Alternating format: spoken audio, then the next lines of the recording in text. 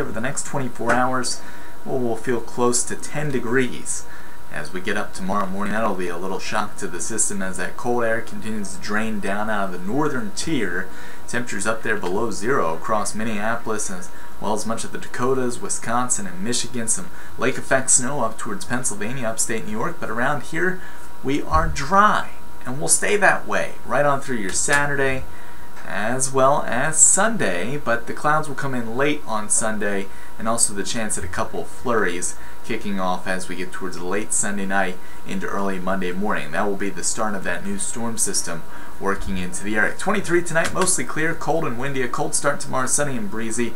Falling temperatures in the evening, highs around 37. Sunday's forecast mainly dry. The flurries build in late, and there's that snow chance as we get into your Monday and then again on Tuesday. Right now it's not looking substantial, but we could see a problem here with sleet as well as freezing rain before a changeover to plain rain during the day on Tuesday. It all really depends on timing and track of that low going into the beginning of next week. We will have the cold out there, upper 30s for your Monday, 40s on Tuesday.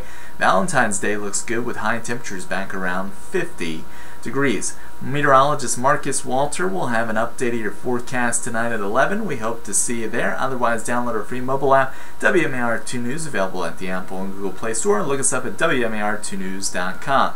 Most of all, make it a great and safe weekend ahead.